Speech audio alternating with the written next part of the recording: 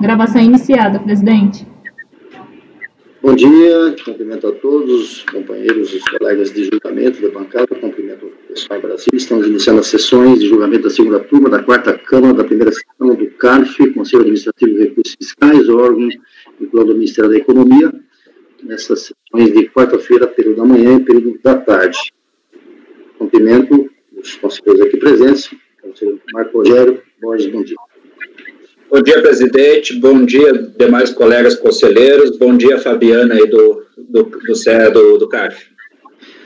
Conselheiro Leonardo Luiz Pagano Gonçalves. Bom dia, Leonardo.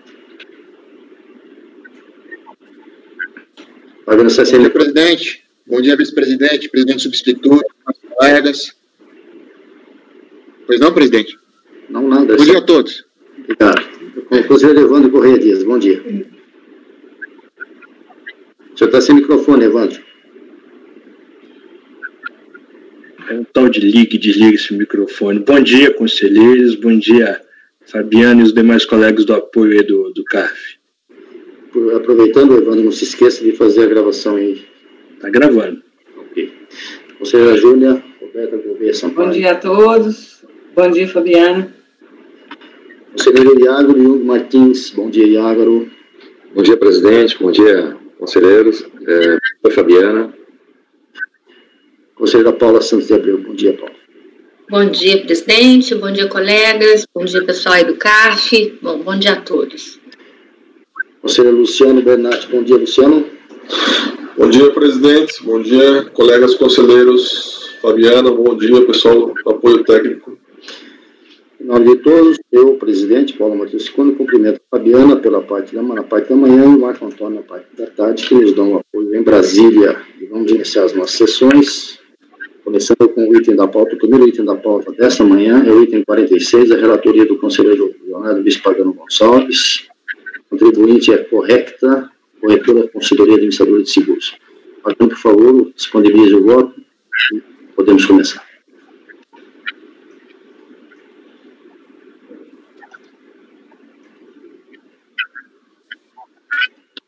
Pagano?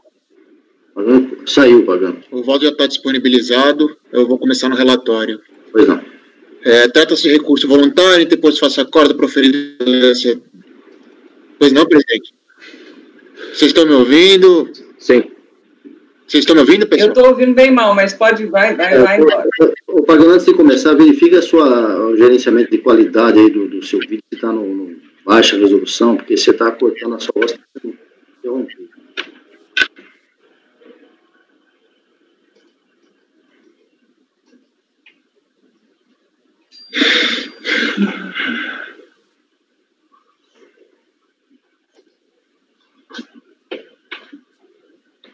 Estou em baixa resolução, presidente. Agora está melhor, vamos lá então.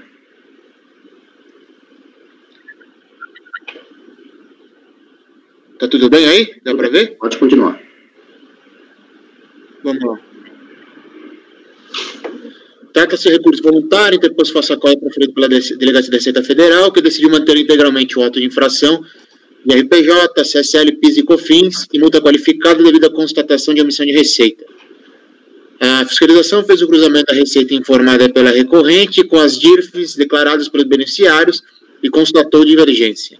A recorrente, discordando da parte da autuação, ofereceu defesa impugnando apenas, 1.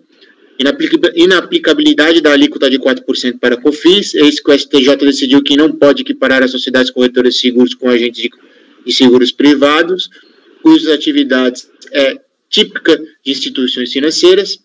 Sendo assim, entende a recorrente que a alíquota correta para a COFINS seria de 3%. E recorreu, e impugnou da redução da multa qualificada de 150% para 75%. Quanto ao restante do auto de infração, o mérito propriamente dito do RPJ, da CSL PIS e os 3% da COFINS, como a recorrente não apresentou defesa, a fiscalização apurou os autos, apartou os autos, transferindo tais créditos para o processo de cobrança de final de 2014 e 93. A DRJ proferiu o acordo mantendo integralmente o auto de infração e a multa qualificada, negando o provimento da impugnação e registrando a seguinte emenda. Eu vou pular a emenda, por necessidade. A recorrente conformada depois o recurso voluntário, representando os mesmos argumentos da impugnação.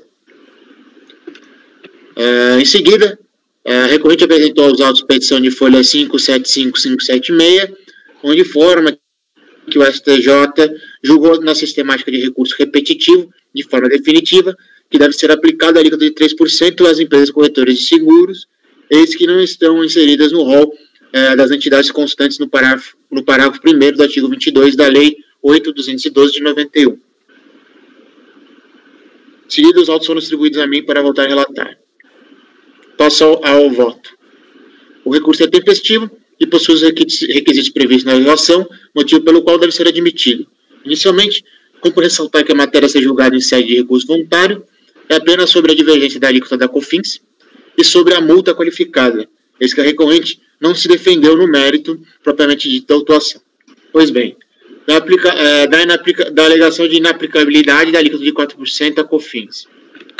A recorrente, optante pelo regime de tributação com base no lucro presumido, é uma sociedade simples e limitada, autorizada a funcionar pela Superintendência de Seguros Provados, a SUSEP, que tem como objetivo social a administração, consultoria e corretagem de seguros de todos os ramos de seguros, ramos elementares, vida e capitalização e planos previdenciários, conforme cláusula 3ª do contrato social. A recorrente alega que a aplicação da alíquota de 4% à COFINS é incorreta, sendo que a alíquota correta é a de 3%, eis que empresas corretoras de seguro não estão incluídas no rol de entidades constantes no parágrafo 1º do artigo 22 da Lei 8.212 de 91. Segundo o entendimento da recorrente, não se pode confundir as sociedades corretoras de seguros, a atividade exercida por ela, com as sociedades corretoras de valores imobiliários, regidas pela resolução do Bacen, ou com agentes autônomos de seguros privados, representantes de seguradoras por contrato de agências, ou seja, não se caracterizam instituições financeiras e afins taxadas pelo rol do parágrafo 1º do artigo 22 da Lei 8.212.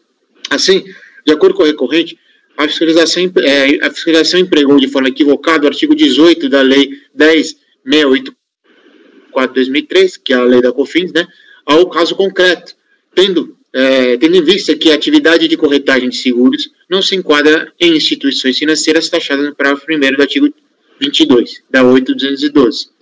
Este entendimento da recorrente é respaldado pelo Superior Tribunal de Justiça, onde pode ser visto o julgamento pela sistemática do recurso repetitivo do recurso especial 14.00.287 do Rio Grande do Sul. Vejamos a ementa. É melhor eu ler a ementa, né, presidente? Não sei a necessidade, então vou ler. Então eu vou ler a parte aqui com as sociedades corretoras de valores imobiliários regidas pela resolução do Bacen, ou com agentes autônomos de seguros privados, representantes das seguradoras por contrato de agência. As sociedades corretoras de seguros estão fora do rol das entidades do artigo 22, parágrafo 1º da Lei 8.212, precedentes no sentido da impossibilidade de enquadramento das empresas corretoras de seguros como sociedades corretoras, precedentes no sentido da impossibilidade de equiparação das empresas corretoras de seguros aos agentes de seguros privados.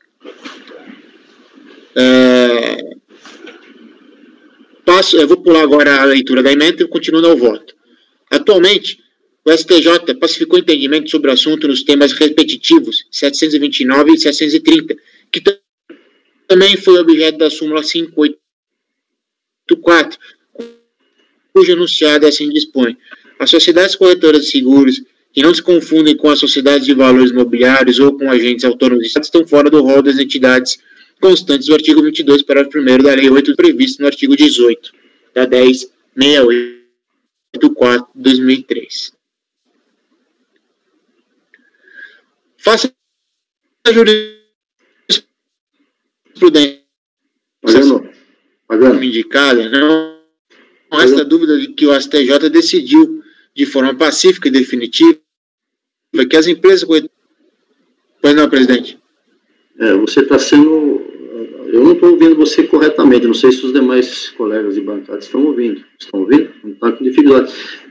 Vocês estão ouvindo bem, apagando aí? Não. Está falhando. Eu aconselho você sair e voltar. Desse ponto em diante, nós ouvimos até agora, mas sai e retorna, por favor. Está cortando sua voz. Acho que todo mundo conseguiu acompanhar, mesmo, né, cortando um pouco, deu para acompanhar os planos que ele está fazendo.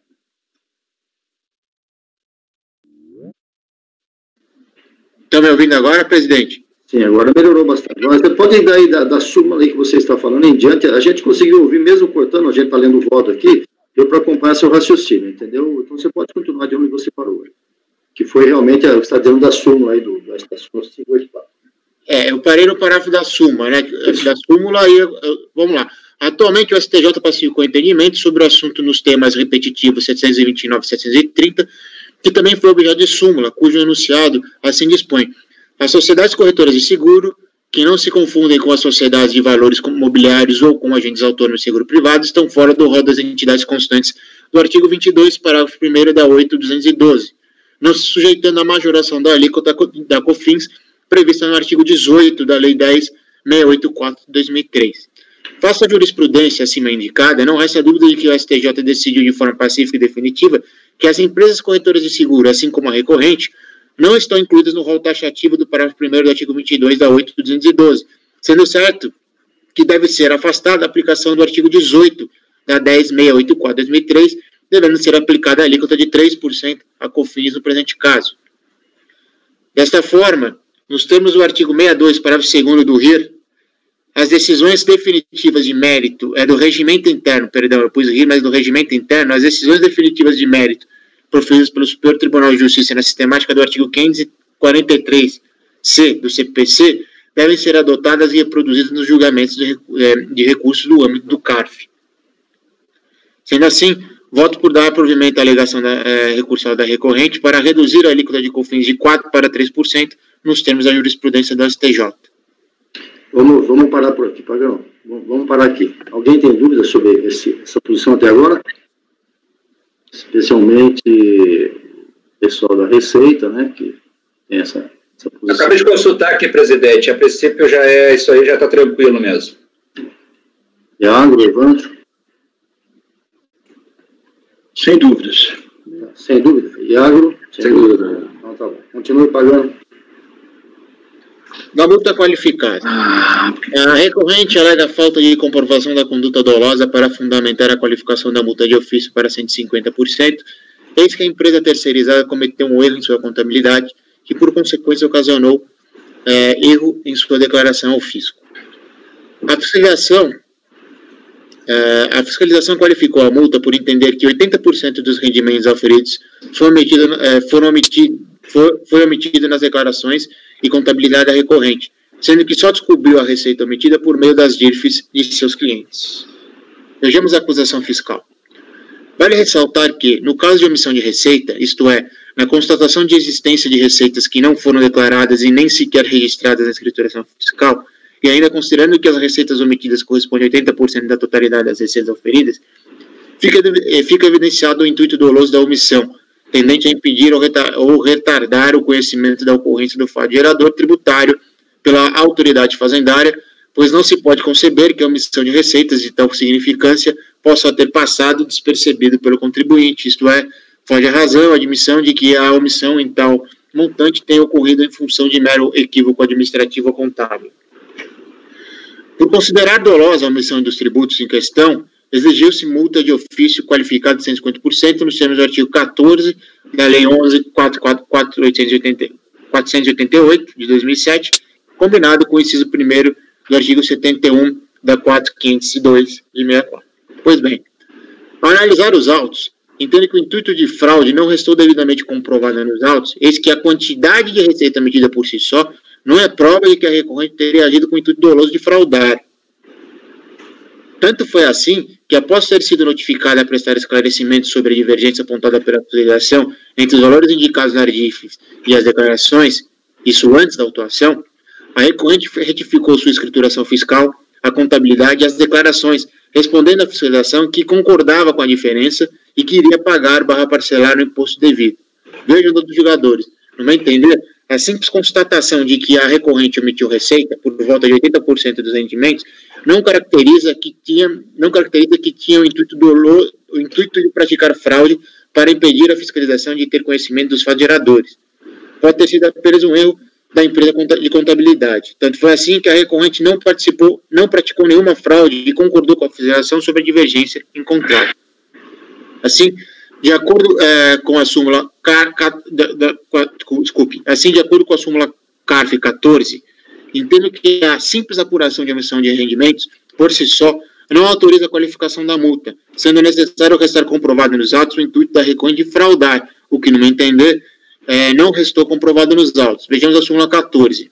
A simples apuração de emissão de receita ou de rendimentos, por si só, não autoriza a qualificação da multa de ofício, sendo necessária a comprovação do evidente intuito de fraude do sujeito passivo.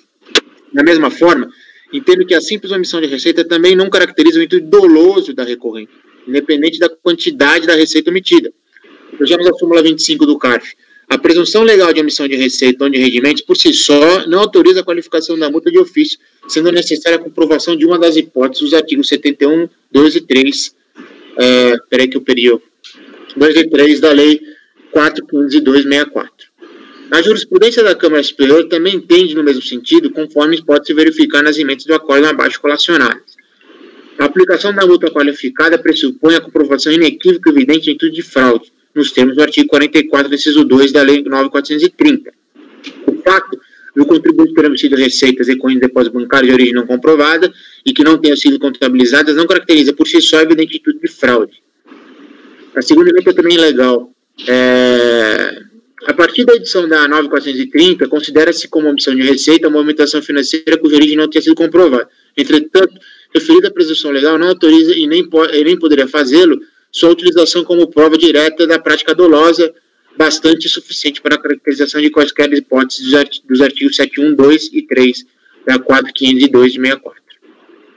Dessa forma, entendo que deve ser afastada a qualificação da multa para reduzi-la a 75%. Pelo exposto e por tudo que consta processado nos autos, voto por conhecer e dar provimento ao recurso voluntário para aplicar a alíquota de 3% da COFINS e reduzir a multa de ofício qualificada de 150% para 75%. É como eu voto.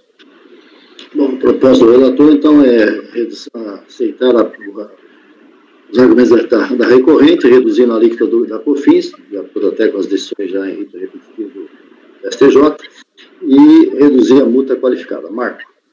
Presidente, eu olhei os autos aqui, tá? Eu sei que isso aí tem muita diferença de percepção do que é evidente intuito de fraude. Uma coisa assim que eu vejo muitos colegas aplicando a súmula CARF 14 e 25, mas se olharmos lá os julgamentos, paradigmas, elas são um pouco distintos, tá? Elas envolvem geralmente presunções. Aqui não é um caso de presunção. Se nós olharmos o TVF, nós vamos ver lá que sistematicamente o contribuinte contabilizava 25% do total das receitas. Ou seja, não foi um erro. Acusar isso, chamar isso de erro, é uma coisa assim que, olha, eu fico tentando entender qual é a extensão de denominar isso, adjetivar isso de erro. Isso aí é naturalmente o intuito lá, que tem seus motivos, óbvio, eu não vou entrar nas questões econômicas, financeiras do contribuinte, mas o fato é, ele sistematicamente contabilizava. Tá? Aqui nem está se falando em declarar, se fala em contabilização, uma coisa que não fica entregue à Receita. Ele, todos os meses, tem uma tabela mensal do quanto ele contabilizava de receitas e de quanto ele vendeu. Tá? Essa informação foi obtida através de DIF, cruzamentos, sincronização, para mim é irrelevante. Tá? O fato é, ele contabilizava, hipoteticamente falando, 20 mil no mês. Só que as informações extraídas de terceiros, circularizadas pela Receita, tá, eram 100. Isso era sistemático, todos os meses. Tá? Então, não há nenhuma discussão aqui de interpretação de lei, não há nenhuma discussão disso, inclusive nem foi trazido aos autos. Tá? Então, nessa parte da multa qualificada, para mim fica muito evidente aí que há uma intenção, há um dolo do contribuinte. Tá? Eu acho assim que também outra coisa que eu vejo muitos colegas recorrendo aos 71, 72, 73 lá do 72, 73 do 4.502. Se isso aí, se nós olharmos lá o 71, sonegação, tá? É toda ação ou omissão dolosa. Isso aí não há um dolo no que o contribuinte fez da contabilidade dele, por favor, eu não entendo. Tendente a impedir ou retardar total ou parcialmente o conhecimento por parte da autoridade fazendária. Então, na realidade, o contribuinte contabilizava valores 20%, 25% dos reais de faturamento, declarava esses valores 20%, 25%, e só através de sistemáticas amplas que tentam verificar as reais receitas do contribuinte é que se obter essa omissão. Então, para mim, aí, a multa qualificada é muito latente. Alguém quer ser... Presidente, destaca o que o Marco falou, é que se você fosse na contabilidade do contribuinte, a fiscalização não ia identificar essa omissão de receita, porque de forma sistemática contabilizava menor. A fiscalização só pôde identificar essa omissão de receita através de informação de terceiros. E eu entendo também que esse dolo anterior, depois da fiscalização, se ele pagou, parcelou, isso aí para mim já está fora da discussão do dolo que foi anterior lá, quando ele de forma sistemática omitiu receita e contabilidade. Então, eu sempre tinha essa tese, que se estava na contabilidade do contribuinte, né, acho que cabia o fisco verificar a contabilidade. Mesmo que estiver na contabilidade ele não tenha declarado da IPJ, eu era da tese de não qualificar a multa. Né? Mas no caso que ele omite dessa contabilidade, né, omite 80% das receitas, e são todos meses, isso não pode ser caracterizado como erro. Né? Então já vou adiantar meu voto aí, que eu discordo dessa redução da multa. Alguém mais? Eu também penso da mesma forma. Presidente, Pois não, Iago. Desculpa, eu tinha levantado a mão aqui, não sei se apareceu. Eu não vi aqui. Não, perdão. Não, são três coisas aqui. A primeira delas é que tanto a súmula 14 como a 25, elas foram editadas no sentido de... elas não são um escudo para não qualificar no caso de omissão, mas elas foram editadas no sentido de que a omissão não gera automaticamente a qualificação, é o contrário da minha forma de ver. Uma questão importante que o Evandro colocou e o relator menciona é que o contribuinte ele não teve um arrependimento eficaz do dolo de forma espontânea. Ele só fez isso depois de intimado, depois de início da fiscalização, ou seja, já não estava mais espontâneo quando ele pegou e resolveu fazer a escrituração da omissão de receita. E a omissão de receita em montante de 80% é uma atitude intencional e deliberada de esconder o real volume dos negócios dele. Né? Então, assim, para mim, eu concordo com o Marco nesse sentido, assim, respeito quem pensa diferente, mas um contribuinte que ele omite de forma sistemática 80% das receitas dele, ele não fez isso de forma culposa. Ele teve a intenção, sim, de reduzir de forma artificial a sua carga tributária. Né? Então, por essa razão, a multa tem que ser qualificada no meu entendimento. Eu ia completar dizendo o seguinte, de fato, o pensamento é exatamente na mesma linha. Né? E é só ler o TVF aqui, tudo isso já corroborando o que o Marco, o Evandro e o Iago disseram, que o contribuinte, a auditoria da Receita foi feita no sentido de se buscar essa informação, porque o contribuinte não contabilizou mesmo, está claríssimo aqui nos autos. Né?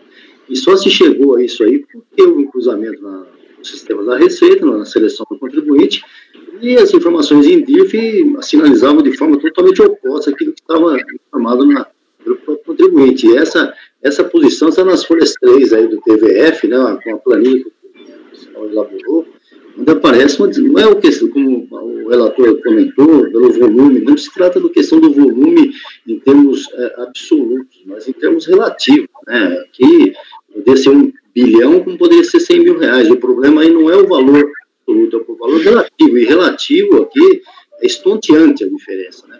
A gente contabilizou, por exemplo, em janeiro do ano Y, aí, no primeiro trimestre do ano aí, 20 mil reais, quando as receitas informadas na DIRF por terceiros eram de 246 mil reais.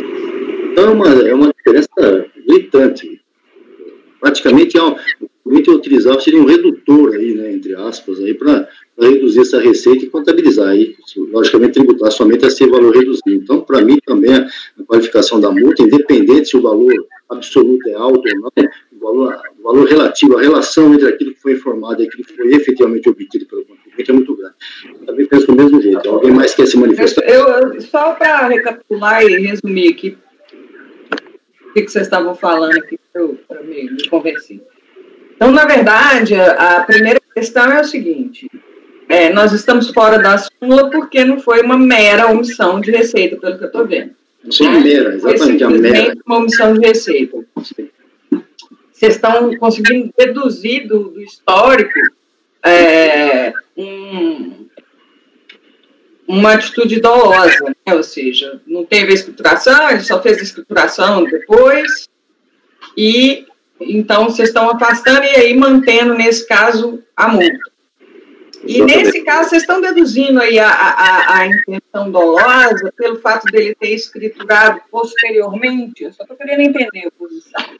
Pelo fato dele ter escriturado depois do início da ação fiscal, eu poder entender. É pelo fato dele não ter escriturado, na verdade. Não escriturado. Sim, tá. Vocês estão entendendo aí, porque eu tenho, para mim, igual, por exemplo, quando você faz a declaração zerada, isso para mim é prova de dolo. Sim. Entendeu?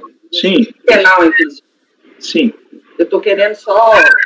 Mas no caso aí foi, na contabilidade dele, ele omitiu essa informação, e é de forma sistemática, e foi quase 80%, ele vem omitindo da escrituração dele.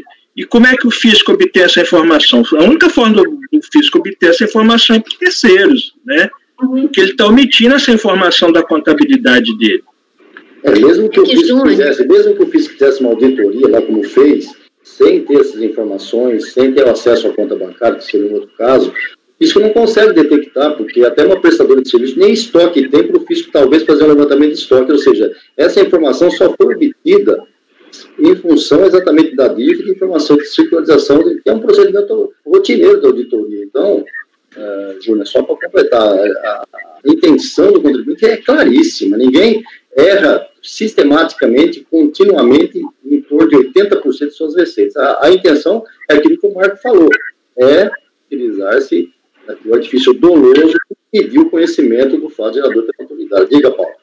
Não, é que a Júnia estava perguntando se o fato dele ter escriturado posteriormente o início da fiscalização é que...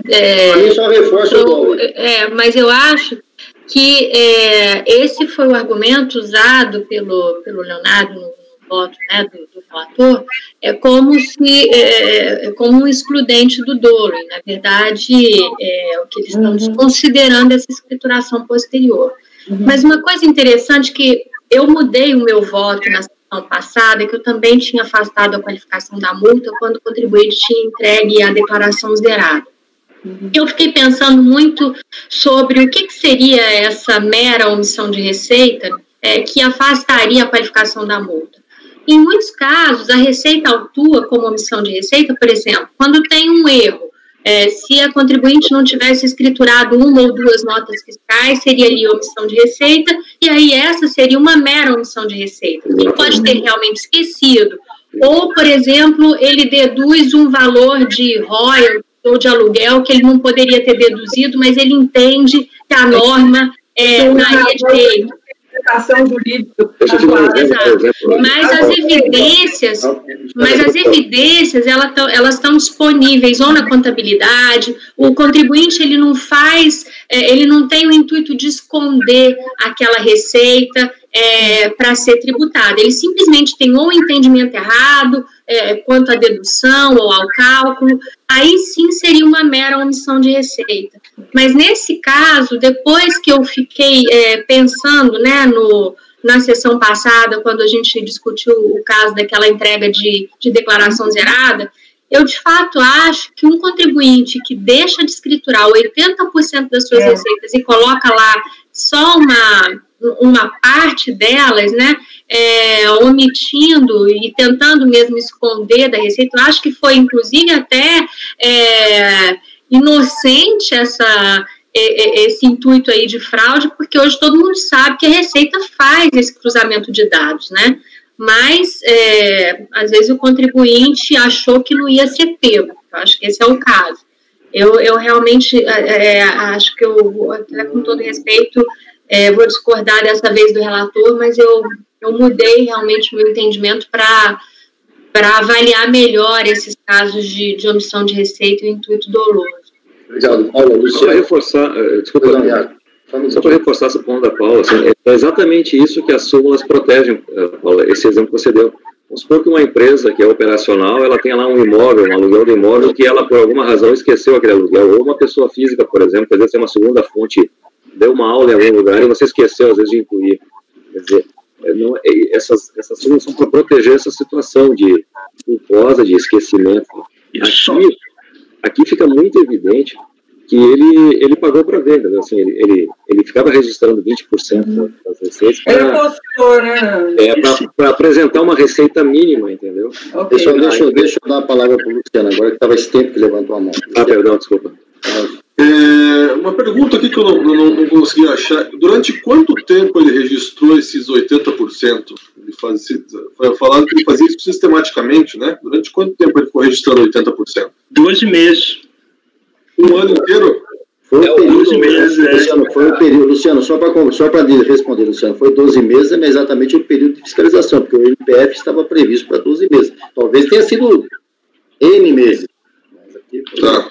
Mas no TVF aqui você vê, ele lista os meses, e você vê, ó lá, do primeiro trimestre ele omitiu 226 mil, peraí que travou aqui meu arquivo. O meu não está abrindo aqui. No segundo, 248, no terceiro, 281, no quarto, 284. É o que eu falei aqui, para mim não é relevante. Os valores não é relevante, porque o valor relativo, a percentual que é muito grande. Fala, Evandro. Presidente, eu só vou fazer um comentário rápido, a questão da súmula. Por favor, vamos votar. Eu entendo que esses casos que os colegas citaram de erros aí, você não chega na súmula. São erros, tem justificativas, seja jurídicas ou extracontábeis, você não precisa nem chegar às súmulas. Eu já parei para verificar, eu acho que o Marcos citou isso, eu verifiquei todos os paradigmas das duas súmulas, e todas elas tratam de omissão por presunção, que simplesmente a fiscalização foi lá, identificou a presunção e fez o lançamento. Então eu entendo que, mesmo que se fosse um erro aqui, não precisa nem chegar na súmula, a multa seria 75, simplesmente porque foi erro, não se demonstrador. Então, essas súmulas foram editadas porque estava havendo qualificação da multa, onde a fiscalização só identificava a presunção e lançava, não estava comprovando o intuito de fraude. Só esse comentário. Porque só para completar o que você está dizendo, Evandro, aqui na verdade não é presunção, aqui é prova direta. Sim. Marco, para encerrar. Mas a 14, a súmula 14 não é de presunção, a 25... Se você for olhar as duas súmulas, pagando os paradigmas, são todos de presunção. Pode olhar. Não é. A 14 não é. 25... Pagando, você só olha os paradigmas e me confirma se são ou não são presunção. Se você olhar, a 25 fala de presunção legal. A 14, para começar, já nem fala. Pagando, olhe os paradigmas. Aquela 14, na minha opinião, ela devia ter sido até excluída. Eu olhei os paradigmas... Porque ela fala mais do que diz os paradigmas. Assim não chegamos a nada.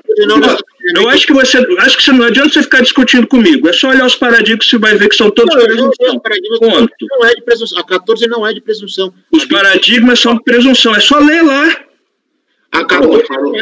Já entendi. Fica temendo uma coisa lá, é só ler os paradigmas, são todos por presunção, caramba. Evandro, a última palavra de Marco agora, depois vamos votar. Marco. Outra coisa, vocês nunca, desde que eu estou no cargo, vocês nunca, em nenhuma das hipóteses aplicaram a súmula, nunca. Em todas as hipóteses, vocês deram um jeito de não aplicar a súmula. Você começa essa história de vocês e nós. Não existe vocês e nós. As súmulas foram aplicadas sim, eu já apliquei essa súmula. Gente, eu vou cortar o microfone de vocês. Vocês podem não concordar, mas eu acho que vocês nunca aplicaram a súmula. Foi aplicado sim, você pega os acordos e vai ver que foi aplicado. Você fala coisa que você não tem conhecimento direito, você acha? Não acho, eu tenho certeza, eu estou há 5 anos e meio, eu estou lá com vocês desde o início. Eu vejo... Está errado. Eu gostaria de pedir aos conselheiros que acalmassem, tá? Em primeiro lugar, não, aqui não existe vocês, nem nós, aqui existe e cada um tem seu ponto de vista embasado juridicamente, de acordo com os fatos, com o contexto que se insere o que está se julgando. Com a devida vênia ao pagano, eu rebato essa posição, tanto de vocês e nós, aqui não tem isso, e também de não ter sido aplicada essa súmula. Eu já vi várias vezes aplicada essa súmula, assim, por conselheiros da Fazenda.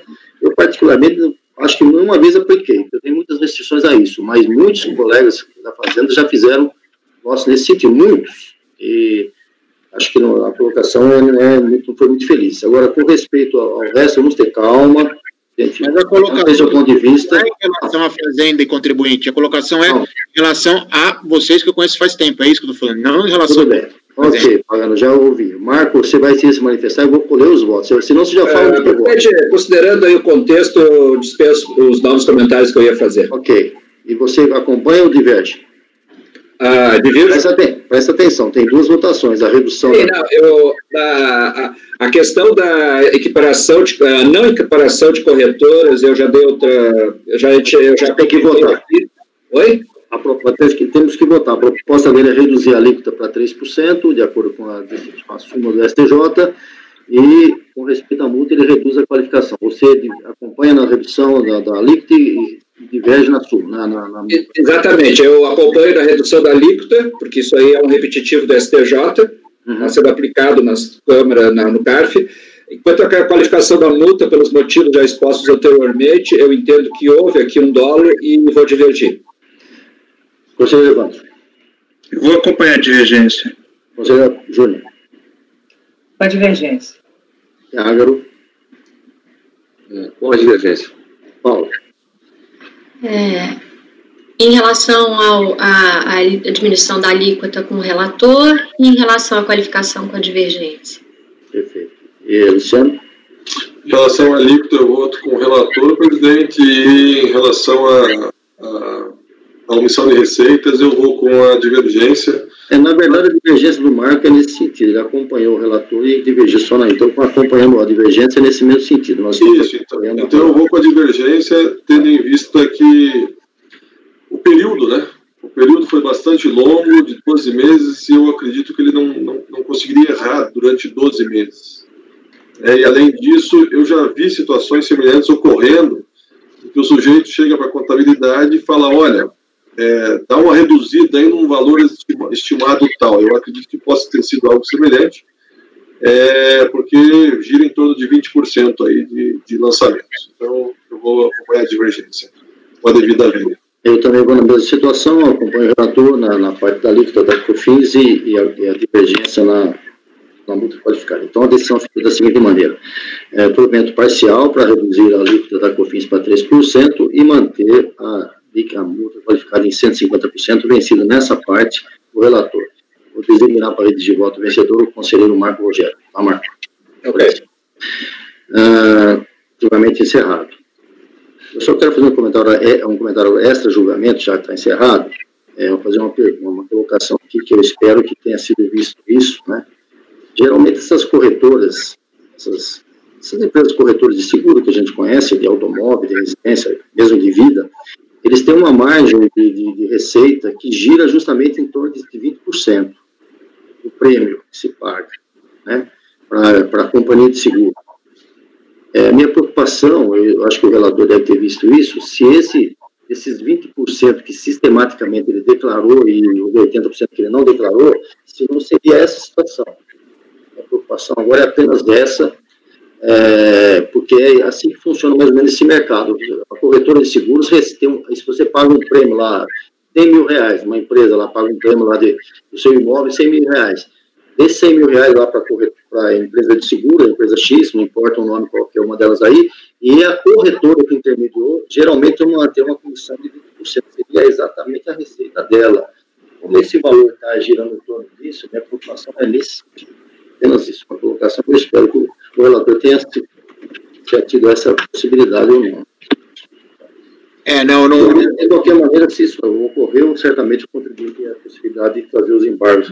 Não consta isso nos autos, presidente. Tá bom.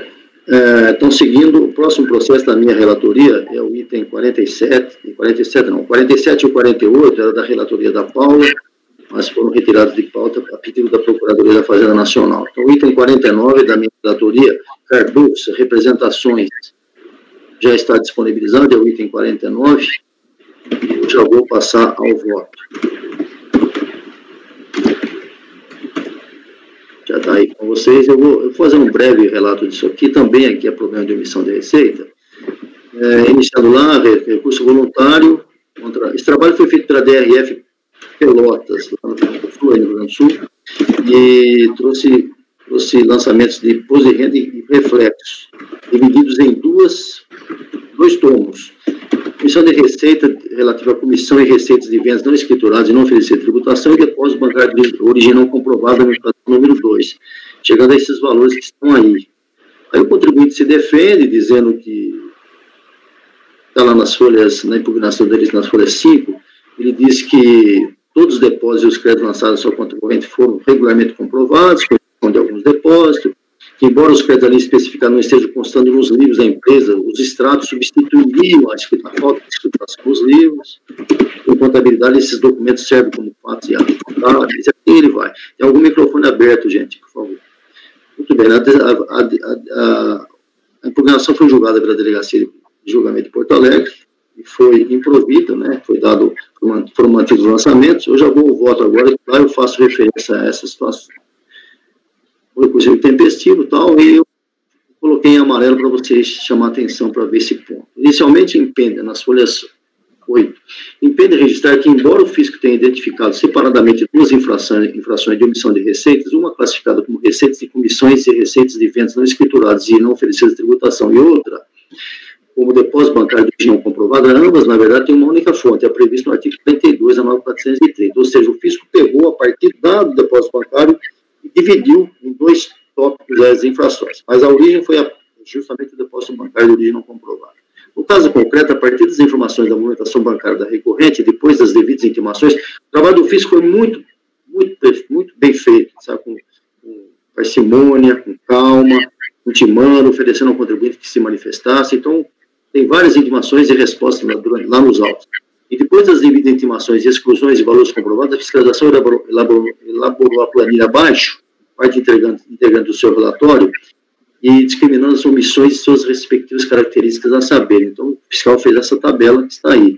Então, vocês olhem que dos 7.600.000 de depósito bancário, o contribuinte conseguiu comprovar 736.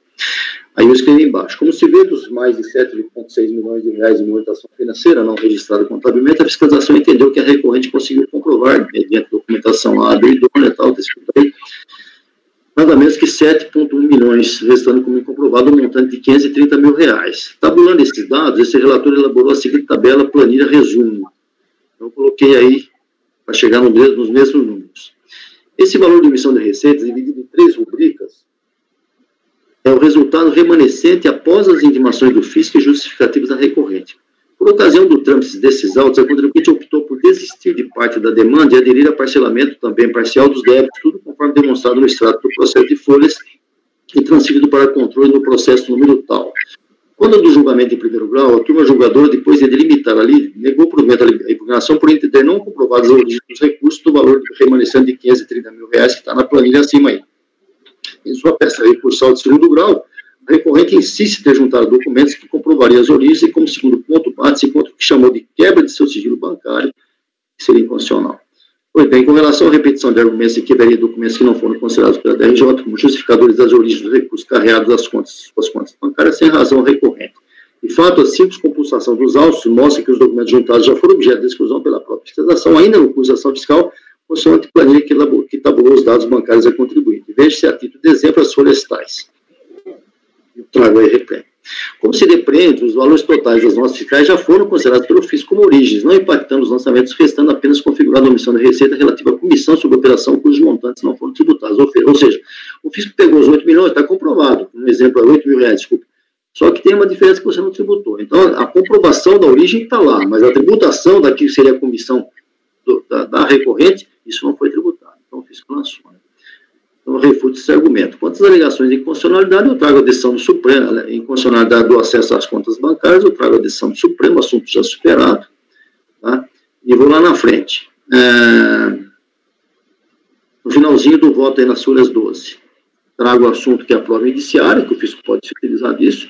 Assim, cabe ao fisco, em tais circunstâncias, não só provaria indício, como de fato foi feito. A relação de causalidade entre ele e a infração imputada é estabelecida pela própria lei, o que torna a lícita a inversão do ônus da prova e a consequente exigência atribuída ao contribuinte de demonstrar que tais valores não são provenientes de receitas omitidas, mantidas à margem da escrituração regular ou em poder do sócio. A prova contrária à presunção legal não foi fornecida pelo autuado, como já enfatizado. Nesse cenário, não restando evidente a presunção da recorrente, consolida-se a omissão da receita na forma do artigo 42 da norma 430. Assim, em relação às infrações, as duas infrações, mas que tem uma origem só, e os consequentes lançamentos de omissão de receitas, nego o provimento ao recurso voluntário. Querem votar? Votamos tudo no final? Ok, continuando então. Na multa qualificada. Agora vem o ponto nevrálgico. Parte dos lançamentos tiveram a multa de ofício duplicada, mais especificamente aqueles relativos às comissões por intermediação de negócios, principal atividade da recorrente. Nos dizer do RAF, relatório da fiscal, diz o ofício, no caso específico de análise, a Carbus, entre outras irregularidades, deixou de oferecer à tributação suas receitas e comissões decorrentes de operação de intermediação de compra e venda de veículos usados, sua principal atividade econômica no ano 2006. A fiscalização verificou que em 2006 a Carbus ofereceu à tributação apenas receita de comissões oferidas nas vendas de ônibus novos da empresa Buscar ônibus no montante de R$96 mil. As demais receitas e comissões, no total 358 mil, que têm origem em mais de 80 operações de intermediação de compra e venda de ônibus usados, deixaram de oferecer a tributação. Não se pode afirmar que esse fato tenha sido decorrente de um erro da fiscalizada. Houve dolo na conduta adotada pela Carbus, na medida em que essa teve o propósito de reduzir a base de cálculo de imposto de renda das contribuições, omitindo expressiva parcela das comissões oferidas em 2006. Ademais, a fiscalizada deixou à margem da contabilidade toda a sua movimentação financeira, que no ano 2006 atingiu mais de 8 milhões. Assim, considerando-se que a conduta adotada pela fiscalizada cabe a aplicação da multa de ofício e tal. Em suma, no entendimento fiscal, a omissão de receita detectada pela movimentação financeira não contabilizada, especificamente na rubrica comissões, implicaria na exasperação da multa punitiva. Embora tenha ficado claro que a movimentação financeira não foi contabilizada e que as receitas decorrentes das operações com veículos usados não foram oferecidas de tributação, penso que a qualificação da multa, nesse caso, não se justifique. E explico. De plano, para que não se perca o centro, está-se dentro de lançamentos que suportem a presunção, no caso 42, que, embora não excludente para a qualificação da multa de ofício, exige para sua perpetração que se mostrem, ainda que por indício, o ânimo daí a prática de atos do contribuinte, revelando desmedido e sistemático comportamento doloso que mascarem fatos de modo a impedir ou retardar total ou parcialmente o conhecimento por parte da autoridade fazendária a ocorrência do fato gerador da obrigação tributária principal. Em outro dizer, só a omissão em si ou a ocultação contábil na movimentação bancária que depois foi escancarada pela própria recorrente ao entregar os extratos ao fisco, e principalmente o fato de só as operações de intermediação de vendas de veículos usados não foram registradas, mas igualmente apuradas sem maiores dificuldades pela autoridade fiscal, não permitem, na minha visão, a exasperação punitiva por não aflorar o cenário acima descrito. Deveras, a multa de lançamento de ofício qualificado, decorrente do 44.2 da norma 430, deve ser cautelosamente aplicada, então somente nos casos que ficar nitidamente caracterizado o evento dolo, evitando assim que a multa de lançamento de ofício se transforme automaticamente de 75% em 150%. Sempre tendo em conta que, por princípio de direito, fraude não se presume. A respeito, sigo do voto elaborado pelo ex-conselheiro Nelson Malman, no acordo tal, e tudo aplicável à espécie aqui tratada. Esse voto do Malman é muito interessante, que ele até grifei aqui em alguns aspectos, que ele fala que, a seguir dessa forma, não vai ter mais multa de 75%. Nessa linha de raciocínio, ainda de acordo com o bem elaborado voto aqui, reproduzido parcialmente, se a premissa do fisco, aspas, se a premissa do fisco fosse verdadeira, ou seja, que a simples omissão de receitas ou de rendimentos, a simples declaração inexata de receitas ou rendimentos, a classificação indevida de receitas e rendimentos na declaração de ajuste anual, falta de inclusão de algum valor ou bem no direito na declaração de bens, a inclusão indevida de algum valor bem direito na declaração de bens ou direitos, a simples glosa de despesa por falta de comprovação, ou falta de declaração de algum rendimento recebido através de crédito em conta bancária pelo contribuinte, daria por si só margem para a aplicação da multa qualificada. Aí diz o Malmo, não haveria hipótese de aplicação de multa de ofício normal, ou seja, deveria ser aplicada a multa qualificada em todas as infrações tributárias, a exemplo de passivo fictício, saldo de caixa, declaração exata, falta de contabilização de receitas, comissão de rendimentos, etc.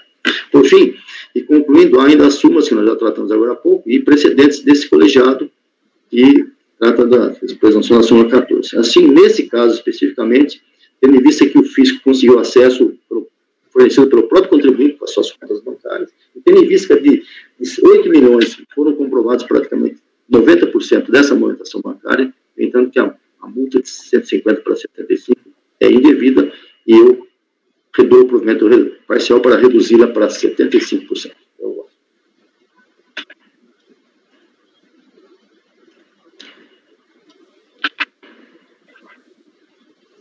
Podem falar, à vontade. Aproveita aí na esteira do outro e complementa. Essas contas, essa movimentação bancária estava numa conta distinta ou era na mesma conta que ele movimentava? Não, na mesma conta. Na mesma conta. Ele não escriturou, simplesmente não escriturou. Aí o fisco pegou por isso. Não era uma conta que ele tinha a margem, por exemplo? Não, paralela não. E o fisco intimou, ele trouxe os extratos. Tanto que ele reclama lá do acesso à conta bancária, mas até ele mesmo que entregou os extratos. E dos 7,6 milhões, ele comprovou 7,1 milhões. Era o próprio fiscal que disse que está comprovado 7 pontos. Só sobrou 530 mil reais. Eu acho que, nesse caso aqui, a situação é exatamente oposta daquela que nós julgamos agora há pouco. Embora ele tenha efetivamente omitido essa receita de ônibus usados. Só para reforçar, o meu argumento é o seguinte, o sujeito tem que ter algum tipo de requinte, sabe, para esconder, para omitir a receita dele. Nesse caso, ele não fez nada, simplesmente não escriturou uma conta bancária que uma parte dessa conta bancária já estava na contabilidade dele. Exatamente, é isso. Então, nessas condições, eu entendo que a multa aqui não cabe. Eu acho que nesse caso se aplica 14 também. Assim. Exatamente. Marco, Evandro, que nós temos bastante agora há pouco sobre isso. Não, sem comentários. Nesse caso aí, a soma, até se aplica a soma. Perfeito. Marco, acho que está apagado, hein, Marco? Não, tá. Todo mundo ficou apagado para mim, mas acho que foi um problema de conexão meu aqui. Mas eu já fiscalizei, presidente. Às vezes as pessoas fazem um juízo de valor nosso, né, da Receita Federal, nossa origem aqui, em nossa casa oficial, faz um juízo de valor. Eu já fiscalizei muita revenda de veículos, tá? Que é o caso e, sinceramente, é um setor complicado. As regras são complicadas para eles. Eles têm aquela legislação específica lá para tentar diminuir a tributação. E mesmo aquela legislação específica é complicada.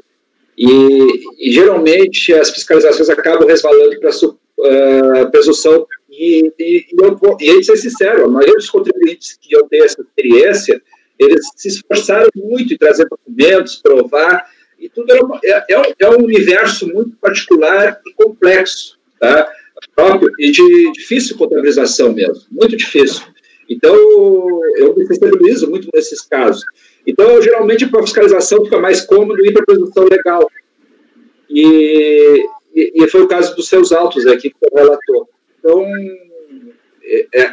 é para isso, tá, que a gente tem. O contribuinte, quando a gente fica atento a essa questão da dificuldade, que ele não teve um dolo evidente, e eu mesmo, muitas vezes, eu já votei, principalmente nessas presunções legais, em exonerar com a luta qualificada, tá? Inclusive sendo desacompanhado por alguns relatores, alguns conselheiros. Até por mim. Até por o senhor. A gente já teve várias discussões aí. Teve um embate uma vez, muito bem, que a gente estava discutindo muito qualificada, o Evandro, eu, o senhor, lá na turma presencial, e a gente se preocupa muito. É que nós não queremos dizer, fica muito cômodo para o contribuinte, eu ia comentar isso antes, fica alegando erro, é culposo. Erro, para mim, é um evento aleatório. Eu raramente vejo contribuinte recolhendo mais tributo que o devido. Aleatório, hora ele vai pagar menos, hora ele vai pagar mais. Mas eu sempre vejo pagando menos. Que erro é esse? Que não é tão aleatório assim. Mas tudo bem. Então, só para comentar isso, presidente. Então, alguém mais quer se manifestar? Então, vou colher os votos. Marco Rogério. A proposta, então, é manter as infrações e dar provimento parcial para reduzir a multa a 75%. Uma parte, né? Porque uma parte já foi para 75%. Sim, eu já vi. Eu leio os autos aqui também rapidamente e acompanho o seu voto. Pagando saiu. Pagando, sim. Eu acompanho. Perfeito. Evandro. Acompanho o relator. Júnior. Com o relator. Iágaro. Com o relator. Paula. Com o relator. Eu só queria falar para o Marco, O contribuinte paga tributo a mais, só que ele pede restituição, senão não chega aqui, né? É por isso que a gente não vê, mas que existe, pode ter erro sim para pagar maior, mas é só uma brincadeira, eu só quis. Eu já coloquei o advérbio ali, raramente paga mais. Mas paga bastante, pô, tem várias compensações aqui que nós vemos. É isso aí. Mas eu acompanho o relator e eu parabenizo também, doutor Paulo, pelo voto, que deixou bem claro que eu queria... e até o que eu coloquei quando a gente estava discutindo o voto passado, né, quais os casos e por que a súmula existe. Então, faço minhas suas palavras aí por meio do seu voto também. Obrigado. Luciano? Com o relator. Então, unânime, mantidas as infrações, implemento parcial para manter as infrações e reduzir a multa qualificada para 75%. Uma parte já era 75%. Só aquilo que foi exasperado. Continuando, ainda é um processo, relatoria minha, o item seguinte, é o item 50. Guia, comércio e representações. Já está disponibilizado. Também omissão de receitas. Se não me engano, também foi feito pela delegacia de Pelotas, ao lado do Rio Grande do Sul. Presidente? Pois não. O Evandro caiu, ele estava gravando, acho também, né? Não sei se podemos continuar. Espera um pouquinho, foi bom falar. Pagano e Evandro, caíram os dois. Aqui, podia dar um intervalinho? Mas já? Mas não precisa. Vamos fazer isso aqui daqui a pouco. Aproveitar que o povo caiu. Pagano? Ô, Pagano? Pagano, acho que está com problema mesmo. Pagano? Tá bom, então, atendendo a solicitação gentil da conselheira, agora eu vou dar intervalo de café. 5 minutos de café. Fabiano, por favor.